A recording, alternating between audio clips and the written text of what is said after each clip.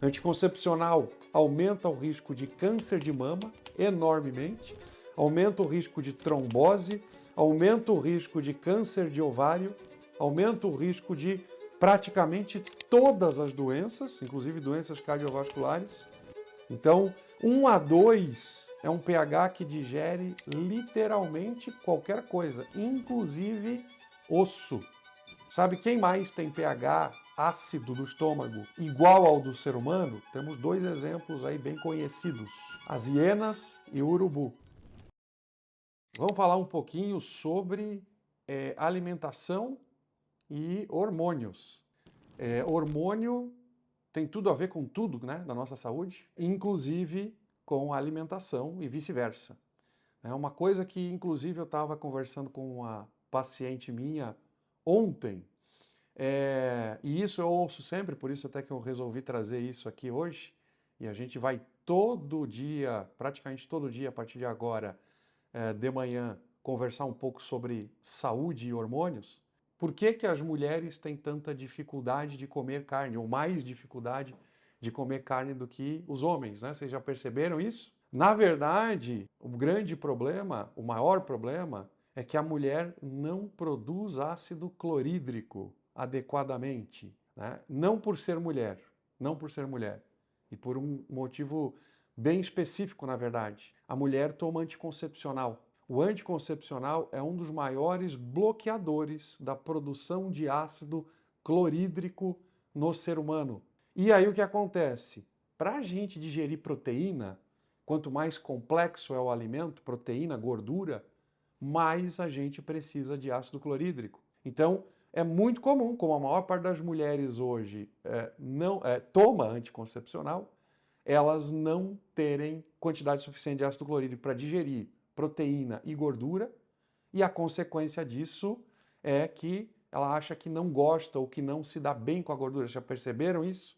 As mulheres falando, olha, não me dou bem com a carne, então parei de comer carne, ou quase não consigo comer, ou não como, ou não gosto. E a partir do momento que a gente repõe o ácido clorídrico, a mulher volta a gostar de carne, ou começa a gostar de carne, né?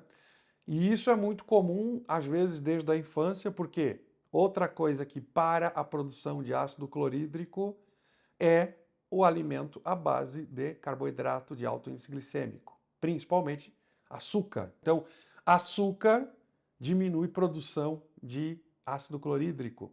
E a gente, nós crianças, as crianças do mundo moderno, comem açúcar com açúcar, né? Ou seja, é donuts, é muffin, é tudo que tem direito nesse sentido, comendo porcaria. Então já temos uma má digestão relativa na infância. Alguém aí se arrisca a dizer qual é o pH do nosso estômago? Quero ver se alguém sabe aí que está online aí. pH do nosso estômago, pH do estômago saudável humano. Então, o pH saudável é em torno de 1 a 2. Esse é o pH do estômago humano. Então, 1 a 2 é um pH que digere literalmente qualquer coisa, inclusive osso. Ou seja, um ser humano saudável tem um pH, tem um estômago capaz de digerir osso. Sabe quem mais tem pH ácido do estômago igual ao do ser humano? Temos dois exemplos aí bem conhecidos: as hienas e o urubu, tá? Só isso. Hiena e urubu, ou seja, eles são carniceiros, eles comem carniça. Bom dia, doutora Ana Marta, bem-vinda. Estamos falando sobre um assunto que você gosta. Então, a gente foi feito originalmente para digerir basicamente qualquer coisa, tudo que dá para comer. O problema é, desde cedo, a gente já começa no açúcar. O açúcar é uma substância, o açúcar e todos os seus derivados escondidos, por exemplo, biscoitos, massas e assim por diante, a gente tem um grande problema porque começa a baixar o ácido clorídrico. As mulheres têm uma sensibilidade um pouco maior do que os homens, isso é pela constituição genética. E aí o pH das meninas normalmente piora mais do que dos meninos, um pouco, né? E o que a gente está vendo hoje em dia? Muitas crianças, muitas, que começam aí por volta dos 3, 4 anos de idade, a não gostar mais de carne. Já perceberam isso? Então tem gente que não, eu não gosto de carne. Criança, meu filho não gosta de carne. Não é verdade. Não tem pH para digerir carne. Isso começa na infância. E aí, como o que sobra para comer é basicamente carboidrato e basicamente industrializado, a coisa se vira uma bola de neve, né? Não come carne, continua comendo bolacha, biscoito, pão e croissant e donuts e muffin, essas coisas. Vai piorando o ácido clorídrico. Muitas vezes na adolescência, como há um novo aporte hormonal, os hormônios aumentam ainda mais o pH, aliás, diminuem, perdão, aumentam a acidez. Então, o hormônio aumentando, os hormônios sexuais aumentando a acidez, nessa fase muita gente muda, né, os hábitos alimentares, até por uma necessidade de crescimento, de ganho de massa, principalmente do homem, e aí muita gente aí começa a comer carne de novo, se não tiver a cabeça feita. Ou seja, quando está distorcida a parte emocional da pessoa pela indústria alimentar, vai ficar com aquela história de que pena dos bichinhos e que comer bicho é ruim para a natureza, e aí vai manter isso. Mas quem não tem esse problema começa a comer carne. As mulheres, muitas vezes, começam a tomar anticoncepcional, às vezes com 9 anos de idade, 10 anos de idade, quem é médico sabe disso. Eu tenho muitas pacientes que antes dos 10 já começaram a tomar anticoncepcional, e aí o ácido clorídrico não vem. Por quê? Porque o anticoncepcional é um bloqueador, é isso que o anticoncepcional é, um bloqueador da produção hormonal. Ou seja, o anticoncepcional induz a mulher a entrar em menopausa, e aí a mulher entrou em menopausa, não vai ter mais produção de ácido clorídrico, e aí continua a mesma história de não comer carne porque não gosta. E aí se a gente for perguntar direitinho, por que tu não gosta de carne? Eu não sei, mas cada vez que eu como eu passo mal. Então, a utilização de betaína HCl de fato é a saída para auxiliar a deficiência do pH gástrico? Com certeza, meu querido doutor Felipe. A betaína HCl é o jeito de a gente suplementar adequadamente a falta de ácido clorídrico. E olha que interessante. O ácido suplementar, ou seja, quando a gente toma ácido clorídrico, a gente aumenta a produção interna natural de ácido clorídrico. Muitas coisas no corpo humano, quando a gente bota de fora, o corpo para de produzir. O ácido não. O ácido se autoalimenta. Então, o ácido clorídrico é o tratamento do problema momentâneo, do sintoma, mas também é o tratamento definitivo do problema. Por quê? Porque vai ajudar a voltar a produzir ácido clorídrico. Então, claro, a mulher, uma das coisas que tem que fazer é parar de tomar anticoncepcional.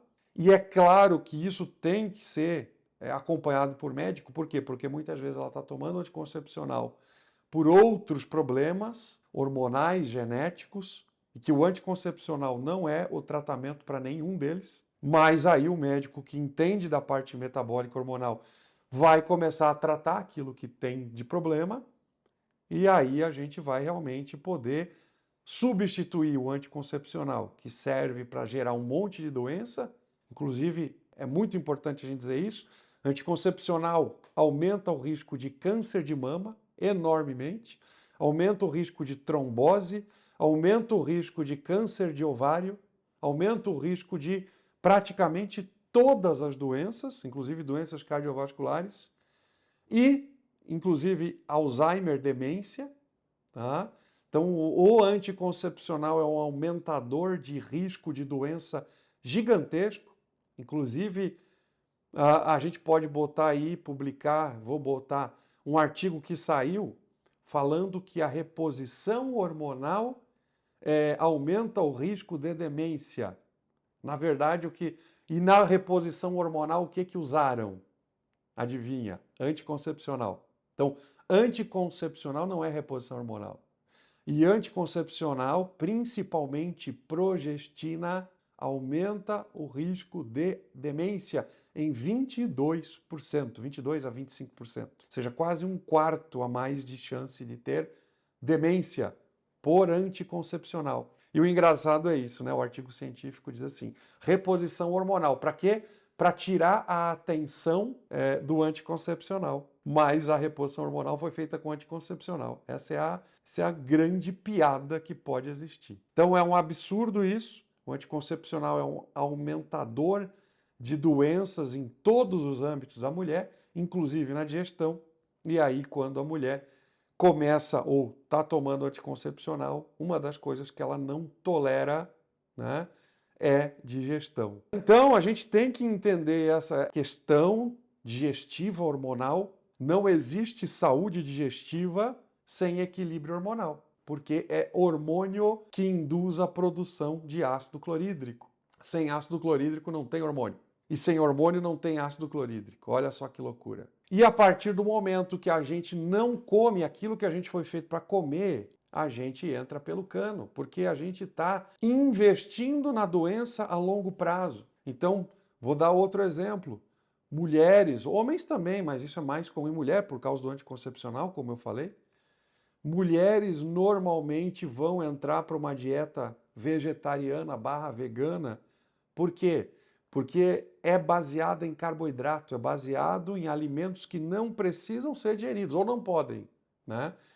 Então, ou seja, o carboidrato simples ou complexo, mas de fácil digestão, como são as batatas, as raízes, os grãos no geral, né, não precisam de muito ácido clorídrico para digerir.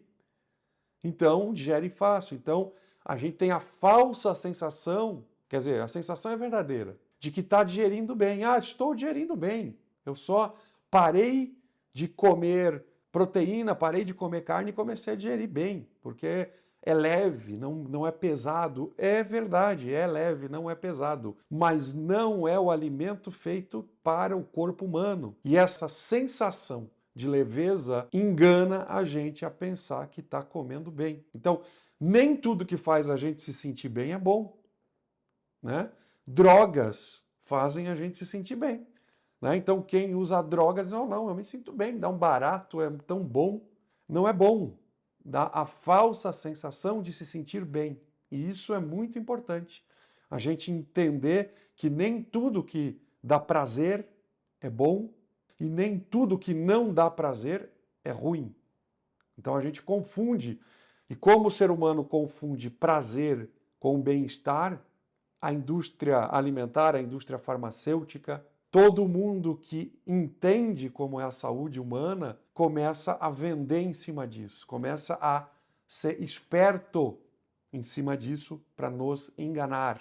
Então, a gente começa a comer alimentos com a base de açúcar e carboidrato, se sente bem pra caramba porque dá barato, não precisa ser digerido, porque já está pronto para absorver ou pré-pronto, e aí se pensa assim, nossa, que maravilha que é isso para mim, estou me sentindo muito melhor. E na verdade a gente está inflamando e fazendo o consórcio da doença. Sempre falo isso, é o consórcio da doença, porque uma hora tu vai ser sorteado, só não sabe quando. Mais cedo ou mais tarde vai ficar doente. Por quê? Porque todo veneno faz a gente ficar doente. Mas alguns venenos são lentos. A gente aprendeu aí na história da humanidade, quem já viu história de como se matava os reis no passado. Se dava chumbo, se dava mercúrio, se dava arsênico, misturado na comida, um pouquinho só todo dia.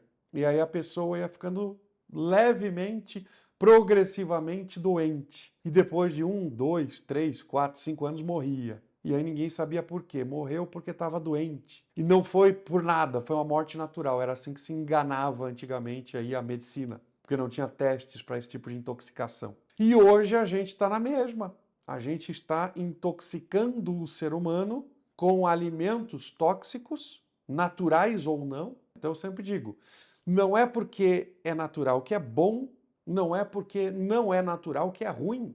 O que é bom e o que é ruim é ruim. E aí se usa também essa historinha que faz sentido para a nossa cabeça, é natural, então é bom. Já viram disso, né? Na embalagem de muita coisa, alimento com base natural, alimento natural. Gente, Se for assim, tudo é natural, né? O que que a gente faz aqui no planeta Terra que não vem da natureza? Nada. Petróleo vem da natureza. Vamos começar a comer petróleo? O que que vocês acham? Então é um absurdo essas histórias de natural ou não natural. E é um absurdo a gente estar intoxicando o ser humano com alimentos extremamente inflamatórios. E aí eu vou mais longe ainda. A inflamação é prazerosa. Tudo que inflama a nossa cabeça, o nosso cérebro, nos dá prazer, né? Tanto é que as drogas, vou dar um exemplo aí, a cocaína, é chamada o quê? De tóxico. É uma toxina. Então, quando a pessoa usa cocaína, ela está intoxicando o cérebro. E o cérebro intoxicado libera substâncias do prazer. E isso dá muito barato, isso dá muito prazer. E aí a gente acha que é bom. Qual é a diferença disso para o açúcar? Nenhuma. O açúcar é uma droga natural, assim como a cocaína. Cocaína é natural. Então, o açúcar é uma droga natural que nos dá barato, nos dá prazer, e aí a gente se sente bem, e essa sensação de bem-estar, o nosso cérebro procura cada vez mais, e quer cada vez mais. O que a gente tem dificuldade de entender, e qualquer drogado tem, todos nós somos, infelizmente, 99% da população mundial, para ser bonzinho, está drogado, está dependente químico do açúcar, né? E o açúcar que a gente fala em medicina não é a doçura. O açúcar é a glicose. Onde é que tem glicose? Em todo o carboidrato. Quanto mais simples é o carboidrato, mais glicose biodisponível, ou seja, para entregar rápido ele tem. Quanto mais rápido a glicose entra no nosso sangue, mais barato a gente tem. A gente sente, nossa senhora, um prazer enorme. E isso vicia, porque o cérebro quer prazer. Aliás, quem não quer prazer? Prazer é prazeroso. Então a gente procura o prazer sem perceber, e como está no nosso entendimento social, né, que açúcar é um alimento, a gente pode. Se a cocaína fosse considerada um alimento, a gente ia estar comendo cocaína, ou, né, no caso, cheirando aí à vontade. É uma questão social. A diferença entre a glicose que tem em todo o carboidrato e a cocaína, a diferença é mínima. Inclusive, existem exames específicos que a gente chama de SPECT cerebral, que no Brasil é muito, até onde eu sei, só tem uma máquina dessa no Brasil. É um exame que reconstrói o cérebro a partir da circulação. E eu vou botar em posts isso aí para vocês verem. E o que acontece? Quando o cérebro vai sendo destruído, nesse exame, a gente vê buracos no cérebro, reconstrói em 3D o cérebro, e aonde não tem circulação é porque o cérebro não está funcionando, porque o cérebro precisa de muita circulação. Então, a partir daí, o cérebro não está funcionando, fica um buraco. Por quê? Porque a gente vê circulação nesse exame. Então, fica sem circulação. Então, um cérebro de um usuário de cocaína, cheio de buraco, cheio de áreas que não funcionam, é praticamente igual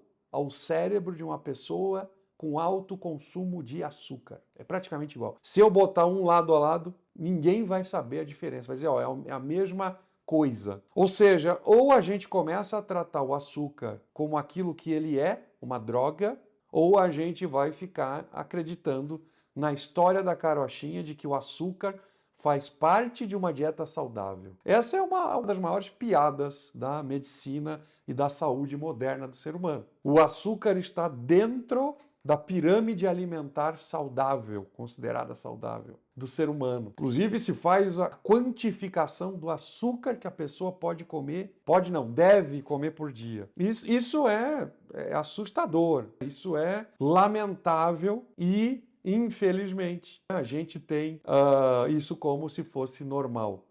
A gente precisa realmente cada vez mais ter médicos que assumam a realidade, que queiram combater as falsidades implantadas no nosso meio. E isso é difícil, porque a partir do momento que a gente começa a falar a verdade, muita gente se sente magoada, né?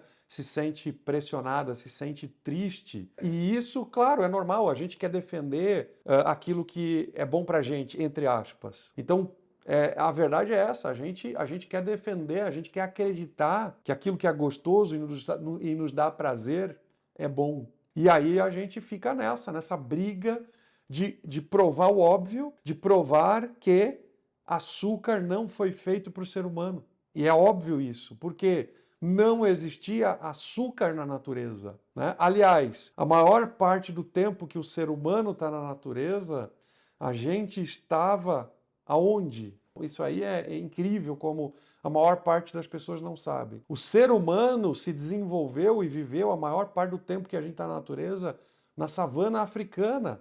Ou seja, savana africana, o que a gente tem de açúcar para consumir, gente? Nada. Lá tem basicamente arbustos, eventualmente muito pouco, alguns berries, né, que a gente chama de fruta vermelha, e olhe lá, e bicho para caçar. Acabou.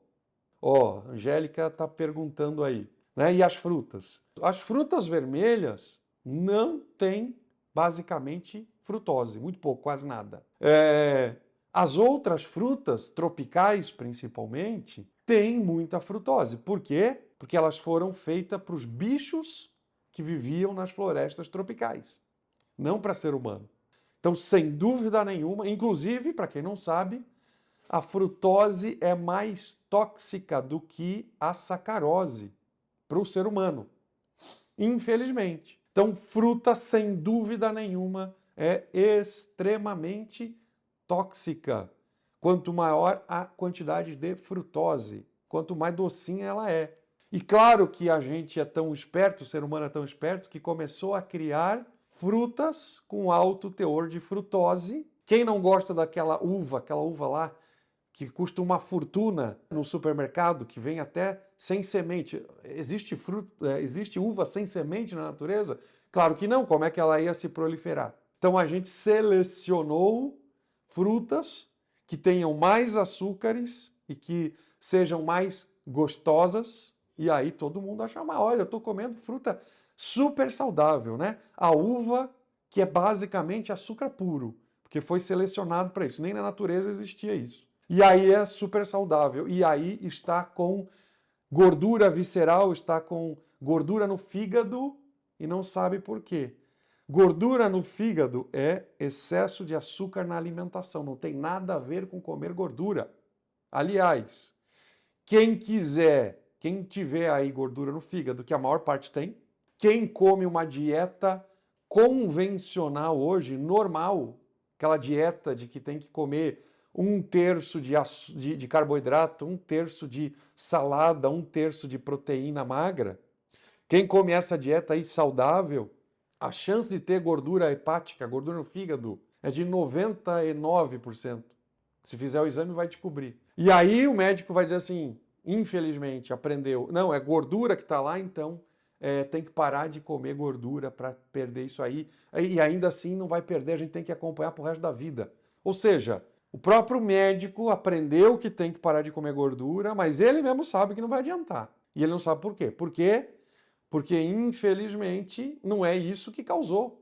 O que causou gordura no fígado é, sem dúvida nenhuma, a alimentação à base de carboidrato, principalmente os carboidratos mais simples. Então, quanto mais simples for o carboidrato, ou seja, quanto mais açucarado ele for, né, pior.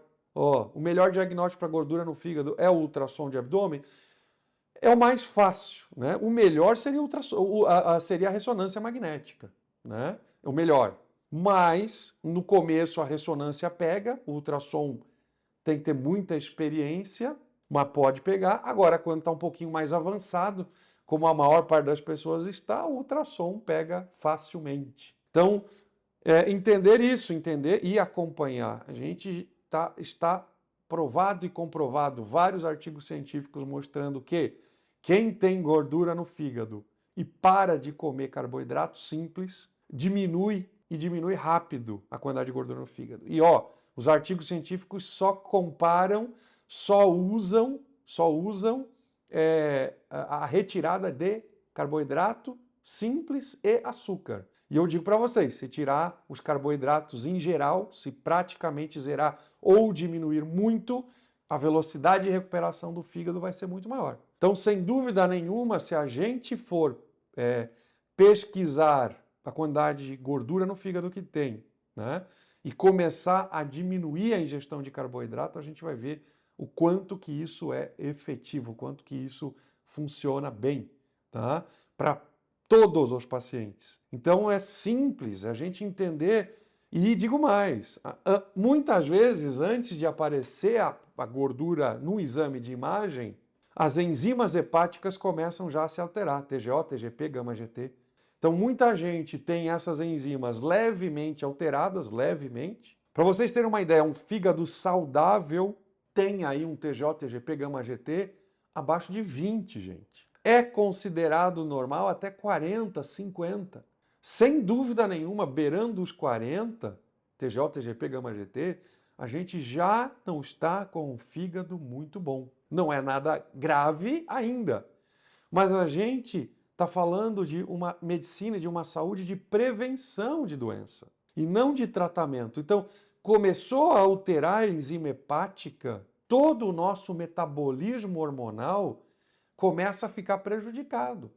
Para a gente, para o homem formar testosterona, para o homem formar GH, para a mulher formar GH, que é o hormônio que mais emagrece, que mais recupera o músculo e o corpo do ser humano, a gente precisa de fígado. O IGF-1, que é o hormônio mais importante em termos de emagrecimento, é o hormônio mais importante em termos de longevidade, é o hormônio mais importante em termos de prevenção de doenças. O IGF-1 é produzido no fígado. E o fígado inflamado pelo carboidrato, pela gordura visceral, pela gordura, né, pela esteatohepatite, que a gente chama, esteatose hepática.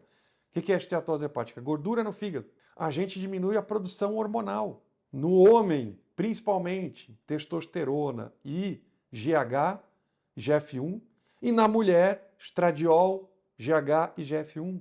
Então, e aí chega, infelizmente, agora na moda da reposição hormonal. Não que eu seja contra a reposição hormonal, muito pelo contrário, sou 100% a favor. Mas, antes de a gente repor hormônio em todo mundo, a gente tem que entender por que a pessoa não está produzindo. Ou seja, se a gente não está produzindo um hormônio, é por algum motivo, não é porque caiu do céu. Principalmente pessoas abaixo de 40 anos de idade, 30 nem se fala. Por que não está produzindo hormônio? Ah, não sei, vou repor. Gente, quem está repondo hormônio e tem esteatohepatite, tem esteatose hepática, está aumentando o problema e aumentando as doenças que ela pode ter. Por quê? Porque um fígado inflamado não consegue converter adequadamente os hormônios. Então o hormônio começa a ser transformado em substância inflamatória. E aí, pessoas que estão tomando hormônio começam a ficar doentes. E aí vai para quem não entende de metabolismo, né? Vai para quem não entende metabolismo, para um médico, para qualquer profissional de saúde que não entende metabolismo, e aí a culpa é do hormônio que estás tomando. Não. A culpa é que o teu fígado está inflamado e não consegue o teu corpo utilizar adequadamente o hormônio para aquilo que ele foi feito. O hormônio foi feito para deixar a gente saudável e não para deixar a gente doente. Quem é mais saudável? Quem tem 18 ou quem tem 70 anos de idade? Normalmente quem tem 18, a não ser que só coma porcaria. O cortisol, já que perguntaram, vou falar do cortisol. O cortisol é o hormônio mais importante do corpo humano e ele tem tudo a ver com a digestão. Na verdade, o cortisol, que é o nosso centro aqui, a gordura do fígado não altera o colesterol HDL ou LDL? Vou responder perguntas aí então. Sem dúvida nenhuma. Quando o nosso fígado não está funcionando bem, uma das principais funções do fígado é formar HDL e LDL. É o fígado que forma, não é a alimentação que forma LDL e HDL. Para começar aí, para quem está me assistindo, HDL e LDL não são colesteróis, são lipoproteínas. Chamar a LDL e HDL de colesterol é um erro grave e clássico da medicina, da saúde moderna. LDL e HDL, o nome já diz, lipoprotein. L é de lipoprotein, que é lipoproteína. E para que serve LDL e HDL? Para transportar substâncias lipossolúveis. Olha só, aula de fisiologia, chata, né? transportar substâncias lipossolúveis vou resumir para vocês, transportar vitaminas. A maior parte das vitaminas são lipossolúveis e para o nosso corpo transportar precisa de uma molécula específica para isso. Por quê? Porque o sangue não transporta substâncias diluídas em gorduras. Não transporta, sozinho não. Por quê? Porque o sangue é água, basicamente. Exatamente, LDL e HDL não é colesterol. Ele transporta colesterol. E por que o LDL e HDL transporta colesterol? Para formar hormônios. Só isso. Apenas isso. Sem hormônio não tem saúde. Então o LDL leva o colesterol e outras vitaminas até as células para serem usados e o HDL traz de volta para o fígado para ser reciclado. Então um fígado inflamado, um fígado gorduroso não consegue fazer isso e automaticamente a formação de hormônio diminui. Então os hormônios que dependem do colesterol para serem produzidos, que são todos os hormônios sexuais, que todo mundo conhece, e esteroidais, por exemplo, o cortisol, eles dependem diretamente de um fígado que faz a sua função adequadamente. Então, a sobrecarga de alimento inflamatório e o protótipo de alimento inflamatório, gente, vamos entender de uma vez por todas qual é o protótipo de alimento inflamatório. O alimento inflamatório, basicamente, são 3, para a gente criar um grupo. Alimentos industrializados, altamente industrializados. Alimentos à base de gordura trans e açúcar. Cortisol é o hormônio mais saudável, mais importante e que todo mundo, ou que a grande maior parte das pessoas, primeiro, não entende nada, acredita que serve para fazer mal, né? Isso é uma grande mentira. Cortisol nunca faz mal. Nunca, nunca faz mal. Cortisol é o maior defensor da saúde do ser humano e da digestão e de tudo, e de todos os outros hormônios. Sem cortisol não há vida, para vocês terem uma ideia. Se o ser humano perder a produção de cortisol completamente, morre. É o único hormônio que o ser humano não vive sem é o cortisol. Os outros hormônios fazem falta. O cortisol mantém a vida. Então, um jeito de acabar com o cortisol, e aí vamos entender esses dois lados. Quando a gente tem qualquer estresse, qualquer problema de saúde que seja, ou seja, está comendo mal, está preocupado, está dormindo mal, está respirando poluição, está ingerindo metal pesado, está fazendo excesso de atividade física, o nosso corpo vai nos defender produzindo cortisol. Então, o cortisol, por quê? Porque o cortisol nos dá energia, o cortisol melhora a imunidade, o cortisol é anti-inflamatório e o cortisol é um modulador da função hormonal. Olha só como é importante o cortisol. Então, a partir do momento que eu tenho muita inflamação, seja, repito, vamos resumir aqui, seja estresse emocional, que é uma coisa que quase todo mundo tem, seja estresse alimentar, que é uma coisa que quase todo mundo tem. Então, quando eu tenho muito estresse, eu vou produzir cortisol. E o cortisol vai me desinflamar e me aumentar a energia. Por quê? Porque aumentando a energia, teoricamente, eu consigo me superar, me defender, ter energia para me defender do estresse e superar o estresse. E na natureza, quando a gente tinha excesso de cortisol, que geralmente era porque a gente não tinha conseguido comer, e aí a gente ganhava uma energia extra por causa do cortisol, assim que eu comia, acabava o estresse e o cortisol voltava para o lugar. Então, o problema é, hoje eu não tenho o fim do estresse. Quando eu como uma comida inflamatória, o meu corpo, olha que interessante, o nosso corpo acha que eu não comi. Por quê? Porque essa comida inflama. Inflama, o cérebro tem barato, aí o cérebro fica alucinadinho, que gostoso. Mas o meu sistema endócrino diz assim, cadê a comida? Eu só tive inflamação. Se eu estou inflamado, eu preciso comer. Então o cortisol aumenta. E o cortisol aumentando, inicialmente eu vou ter mais energia, e aí a comida ruim engana a gente. Por isso que um monte de gente acha que eu tenho que comer carboidrato para ter energia. Olha de onde vêm as lendas. As lendas vêm da ignorância. As lendas vêm da falta de conhecimento, ou pior ainda, do meio conhecimento. Então, realmente, a curto prazo, quando eu como carboidrato, meu cérebro fica alucinado, tem um pico de liberação de endorfina e dopamina, e aí eu, nossa, que delícia!